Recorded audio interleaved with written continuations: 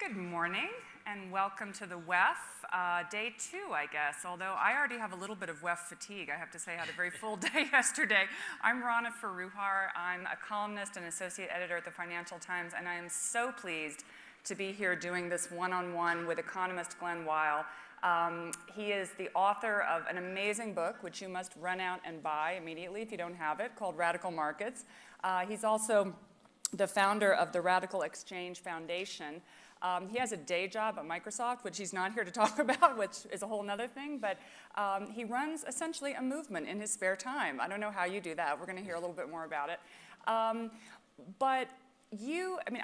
been following your work now for a couple of years, and one of the challenges with Glen is that there is so much in what you do. I mean, you've essentially written a book that questions almost every aspect of how we're running the economy today, thinking about how to make the kinds of radical shifts we need to make sure that the digital economy and the transitions that we're talking about in Davos this week are not a zero-sum game.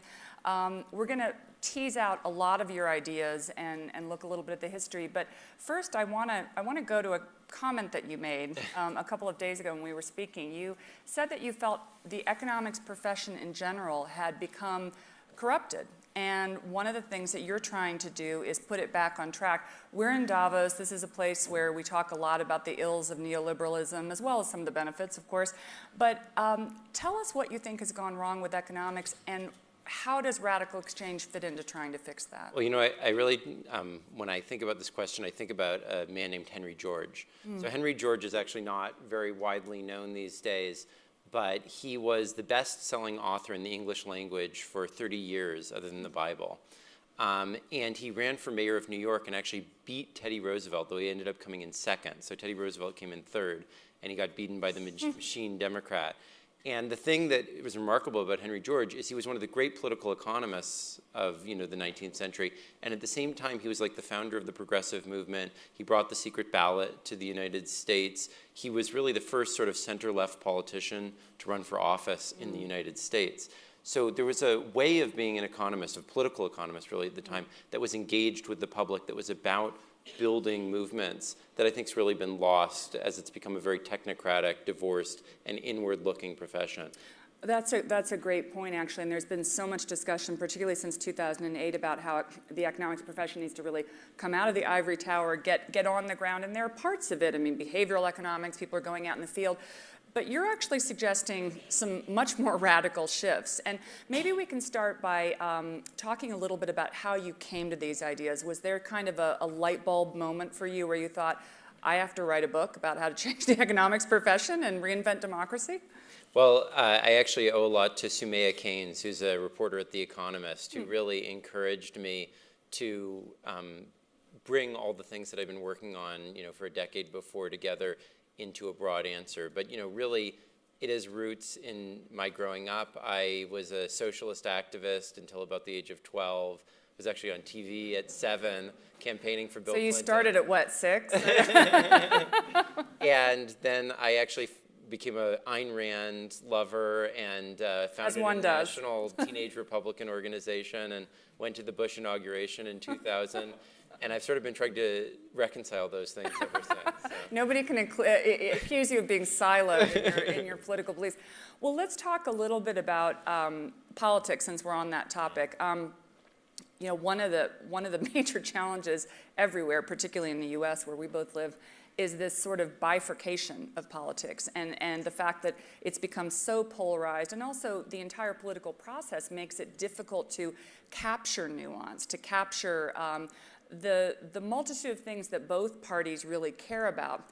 Talk about some of the ways, with the real-life examples of politicians you're working with, that you think the radical market ideas could fix this. Yeah, so we've been developing an idea called quadratic voting. This is a new way of allowing people to express their preferences, not just I'm in favor of this or against this, but this is really important to me. This is a sacred value to me. This is something I'm willing to compromise on, but not just allow elite politicians to do that as they've always done in backroom deals, but to allow everyone in the public to actually express those things. And one of the most inspiring examples of this being applied is in Taiwan.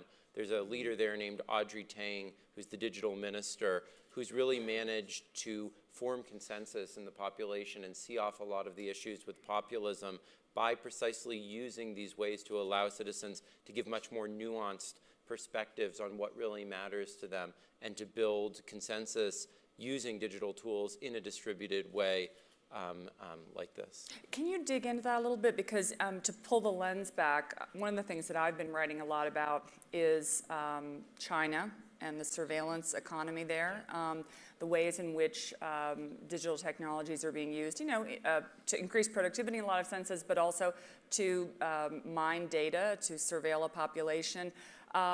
This is something that is becoming a major sort of not just economic issue in the sense that there's a capital labor divide there, and I want to come back to that and dig into some of your ideas around this, but also human rights issues. So can you talk about how you see the difference between the way Taiwan is using digital technologies versus the way China is using them? I mean, I think AI is really built around this human replacement, autonomous systems, technocratic elite planning everything with all the data coming into them sort of a vision. Top down. Yeah, and Taiwan and the things we're trying to build really have an opposite perspective where we actually try to build through a variety of different social and information technologies ways of people sort of determining their own future in emergent pluralistic collectives, including things called data coalitions, which maybe we'll talk more about later, ways of people managing their data from the bottom up, but also democratic participation mechanisms such as quadratic voting,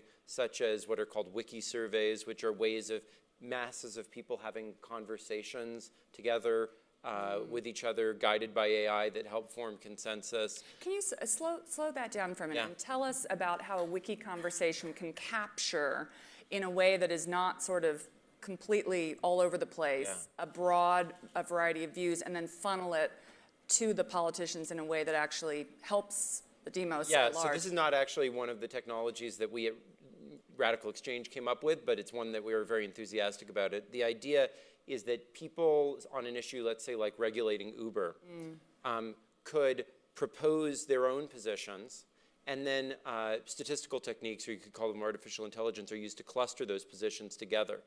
And so you then get a sense for what are the types of beliefs in the population. But then people can earn rewards for actually finding new positions that attract the most diverse support, where diversity is defined by those initial positions. And so the notion is that we actually guide the conversation using a combination of statistics and human direct engagement towards consensus. And what's amazing is that Audrey and the GovZero movement in Taiwan have managed to use this to actually form consensus on a bunch of these really divisive topics, together with quadratic voting and other techniques and data coalitions. And they've got a participatory governance platform on which 10 million of the 23 million people in Taiwan are actually participating. So, we're so worried about all these dystopian things, but there are alternatives. There are ways to use technology to actually be a foundation for building a pluralistic democratic society. Well, that's so important because right now it seems that there's a debate. There's a big debate about regulating tech, which there's, going to be a lot at Davos this week about that. The debate is often framed as, well, you have to the cat's out of the bag. Big tech is what it is. Surveillance is what it is. We have these giant platforms that are polarizing people, and, we can sort of tweak it at the margins, but we can't really change anything fundamentally. What you're saying is that you can actually flip this whole model in some ways on its head. And quadratic voting is such an interesting example of that. Maybe you could, in a very real-world way, break down how that's working in Taiwan, and also some of the examples elsewhere in the U.S. Yeah, I'll turn to, because I've been focusing so much on Taiwan, don't want to think this is only a Taiwan thing, because in Colorado, the Democrats, who are in the majority in the state legislature, used this technique of quadratic voting to prioritize their budget this year. And the way that worked is that every legislator received a certain number of tokens or credits that they were able to put on the issues that were most important to them. And if they really care about one issue, they can put more credits on that and fewer on others. But it becomes increasingly expensive to put weight on a particular issue. So the first vote costs 1 credit, the second vote costs an additional 3 credits the third an additional 5, so that everyone has an incentive to allocate things in proportion to how important the issue is to them. And this ended up being a huge success in Colorado. They're going to be doing it again this year.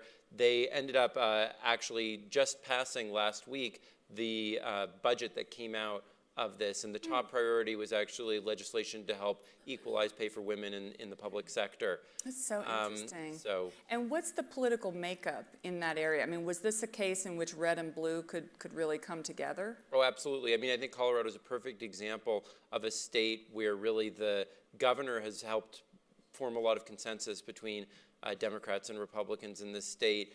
And we're working almost equally with the center-right as we are with the center-left. So one of our closest collaborators, probably our closest collaborator, is actually a very popular conservative politician from Calgary in Canada. And we're also working with the Christian Democratic Union in Germany. So we believe both that these ideas directly can be ways of forming consensus, but also that because they touch on both the concern with markets, which are very important to us, and the concern with democracy, which is very important to the left. We think that these can also be a way of talking about things that can bring together the best of both sides and unify people.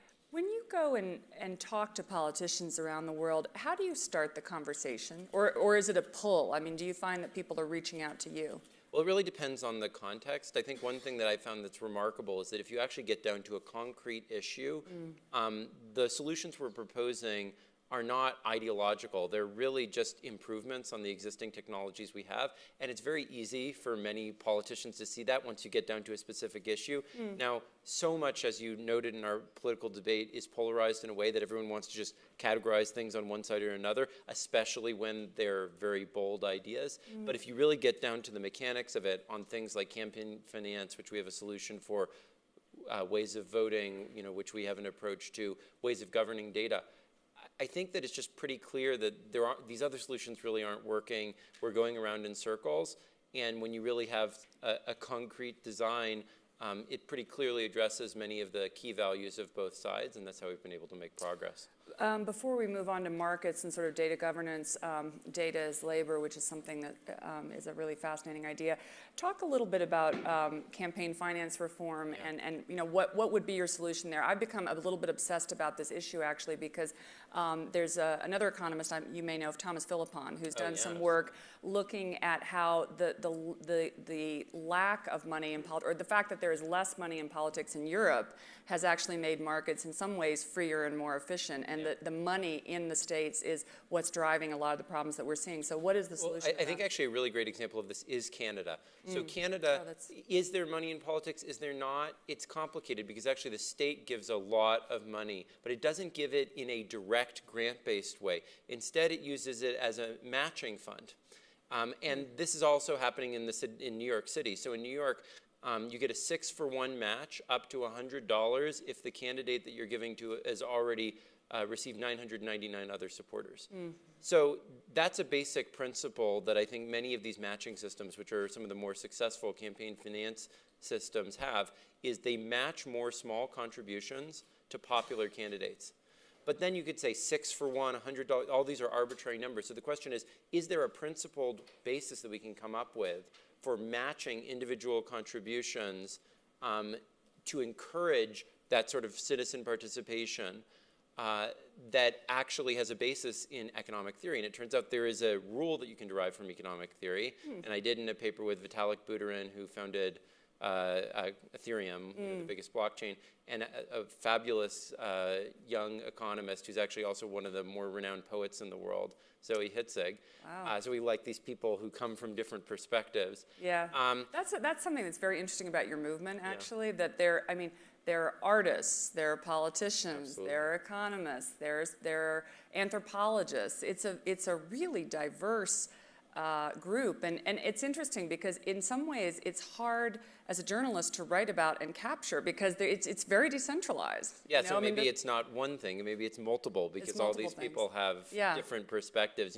We talk about wanting to try to write Marvel comic universe meets the Communist Manifesto. That is, we want to have something. Who would buy that? I would buy that. Well, but the thing is, it wouldn't just be one thing. That's the whole point. That's the amazing thing about the Marvel comic universe. It's all these different movies. It's all these different characters. It's all these different entry points. And I think that's what we need if we want to have a pluralistic political movement, is not one document like radical markets or whatever, but a plurality of different ways of approaching the same goals. I didn't let you finish your thought about Ethereum. Well, anyway, so we did this paper, and this shows that there's a particular formula that is actually an optimal way to do this thing of matching more smaller contributions to more popular candidates. It's got a wonky formula, which is that the candidate should receive the square of the sum of the square roots contributed to it. But actually, it's just a sort of elegant way of getting at exactly what these other things are driving at. And it's something that has been hugely successful for funding open source software. There's now been almost $1 million given to open source software using this. But we're also working to use this to fund media. So rather than just giving all the money to a national broadcaster, you could use this as a way to encourage minority communities to build their own media. And it's natural for campaign financing as well. So for many of these areas, I think we can come up with models that really go beyond this capitalist-socialist divide, rather than have the government allocate things, or this very unfair process of just the rich dominating everything. We can have ways of using public funds to make markets work better. Yeah, it's wonderful that you're bringing such creativity to this. Let me talk a little bit about the market element in your book. Something I've written a lot about is the fact that as we shift to a digital economy, a lot of the research shows that unless we get some creative thinking, some of the frameworks right, that shift from kind of tangibles to intangibles could put on steroids the problem of capital being so far above labor that we've seen for the last 40 years, which is one of the reasons we have the politics we do, which is one of the reasons you're doing the work that you are. So talk a little bit about how you think about that problem and some of the solutions that you're bringing. Yeah, I mean, I think that Davos is the perfect place to talk about this, because it's always had this emphasis on stakeholder approaches to capitalism. And I think that that's going to become increasingly important, because these increasing returns, network effect type industries tend to create firms that on the one hand are very efficient, but on the other hand have huge amounts of power over their consumers, their suppliers, their workers, the journalists that feed into them, the authors that feed into them. And I think fundamentally what we need to do is we need to build a new model of approaching antitrust and regulation, which is based neither on the state regulating things, nor on just breaking up processes which are much more efficient if they cross borders, if they include all these people, but instead forcing the companies to formally represent the stakeholders that they have power over. Either by giving those stakeholders countervailing power to form cooperatives against them, or by including them on the board or other mechanisms like this. And this is the foundation of some of the ideas we have about data governance, but I think it applies much more broadly, because digital technologies are spreading throughout the economy. They're creating these huge concentrations of power, and the right solution to that is not breaking things up. The idea behind antitrust was to deal with the problem of corporate monarchy. But we didn't deal with monarchies, at least most productively, by chopping up the rulers. We dealt with it by forcing... Some countries... Yeah, well, not the most productive ones. Right. But rather making them accountable to the people that they ruled, right? And so that, I think, has to be the best approach going forward. Before I go on, I want to ask, do we have the ability to take questions in this session? Do we have mics around? Yes, we do. Okay. I've got a number of questions, but I want to open it up, and we've got about 11 minutes left, and just give folks a chance if you want to raise your hand and ask Glenn a question, or if you're still thinking, think about your question, hold it, and I'll give you a chance again in just a moment. Oh, we have one here. How do you deal with the impact of the digital divide? You mean the lack of availability of... That's right. I mean, yours is very much premised on the idea that practically everybody has a digital access and competence. Yeah, no, I think that's a great question. I think a critical path towards implementing a lot of these things has to be to find ways for them to fit, for example, into mobile, not smartphones, but basic feature phone technology. I don't think we've made great progress on that. I think it's a really important question. We're doing a lot of work in places like Uganda and so forth, and that's a major challenge that we're going to face there. I don't have an immediate answer to that question, however, I think it's really important. Question back here. Hi, I'm just wondering how you deal with the availability of time and how that biases towards different things, because we're supposed to manage our data, we're supposed to be interlocuting with these wiki pages, et cetera, and it seems that there's a lot of demands on our time, and that will bias towards certain people using these forums more than others. Yeah, no, I think that's a great question. I mean, I think one of the main goals of something like quadratic voting and really data coalitions and collective organizations is to allow within the sphere of politics some of the sort of division of labor that we have within the market. So allowing people to focus on the things that are most important to them, that they're most knowledgeable about. There's a lot of research in political science showing that within sort of any class or demographic group, there's sort of a part of the population within that group which has a much clearer sense of the interests of that group, but it's hard for them to express that, to focus on that area.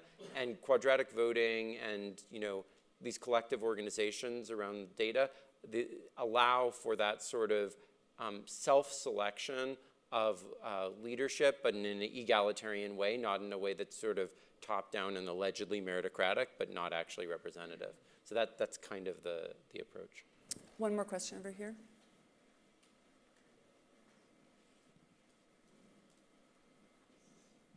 Yeah, thank you very much. Very interesting presentation. Thank you for that. My question is about the example of voting in Colorado. Yeah. So have you made the assessment how different the outcome of voting was by using your methodology in comparison what it could have been using a normal procedure or existing procedure? Yeah. So in other words, what would be the impact of your technology or your idea to the real outcome of the voting?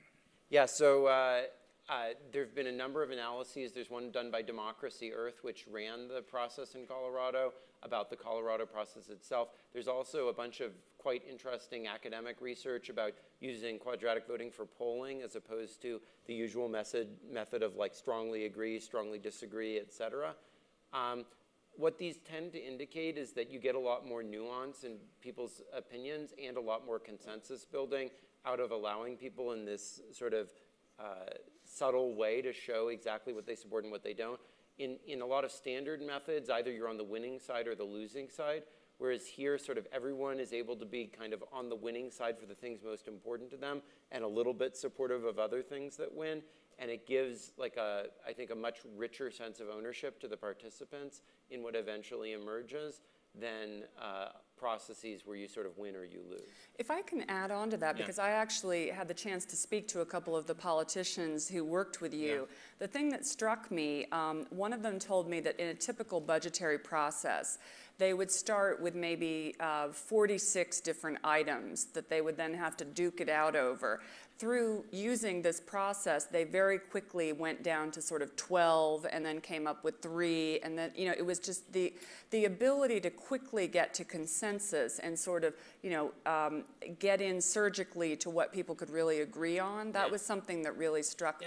I think, the goal of all these types of technologies, and as we go forward, I think that they'll continue to get better, and we're working on that, is really, if you think about our informal social relations, what we have with people under what's called our Dunbar number, that's like 140 people that you can maintain really strong relationships with. We use all sorts of rich signaling, communication, et cetera, to form social meaning, priorities in those contexts. But that's very slow and complicated, and we can't sustain it with a large number of people. What we're really trying to do is in the same way that, like, the telephone was better than the telegraph at conveying in-person communication across long distances, we're trying to make it possible across social distance to have more of the richness that we have in our, sort of more intimate relationships, conveyed in our political and economic lives. This is sort of simplifying complexity without losing the depth Yeah. that you're trying to get at. There was a question over here, and then we'll make a couple final points. So I wanted to ask how much you've worked with, or where you see the place of citizens' assemblies and sort of offline processes in this. It strikes me that some of the questions that have been asked about time, so that there's a Canadian proposal to have a certain number a year, so that it's like jury service, representative samples who sort of feed into processes. Yeah. The Irish example, where this sort of process kind of broke the kind of the log jam on abortion legislation. Yeah. Do you see this as a complementary tool? Do you think they're weaker?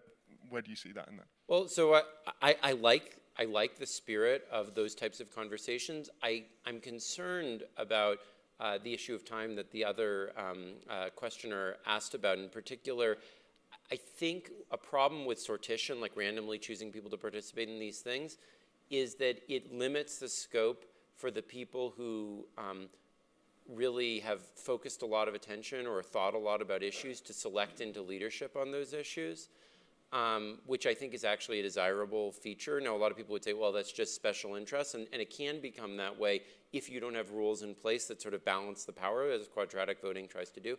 But I tend to think that there are better ways than pure randomness that we can find for selecting people to participate in those types of deliberations. Hannah Arendt talks a lot about this notion of sort of a bottom-up citizen self-selection process.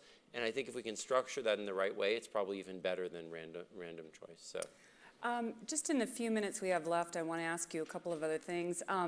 You are an economist, but you came out of the tech sector, and you're one of... I wouldn't even call myself an economist anymore. I'm not sure I own that name. Okay, yeah. all right. What title would you Political economist and social technologist is my Microsoft name. Okay, all right, I like that. Well, you're one of the essentially activists that is coming out of the industry now, and this is becoming a thing that workers themselves in the tech space are actually, in some ways, agitating and creating more change than maybe even than regulators. Where's that going, do you think? What's that process going to look like in 3 to 5 years? Well, I mean, in some ways it's surprising, and in other ways it's like exactly what always happens in these things. You think of John Maynard Keynes, and he was like the essence of the establishment, right? And yet he was crucial to the process of reform. Yeah. So I think it's incredibly important that we have the pressure from outside, because none of the things that we're saying could be heard if we didn't have that pressure. On the other hand, I think some of the people who are sort of in that milieu end up playing a lot of roles and trying to navigate a way to actually deal with those competing and often incoherent demands that we get from the outside, because it actually requires innovations to try to reconcile them. And often people, sort of with some exposure to those things are well placed to help, generate those innovations.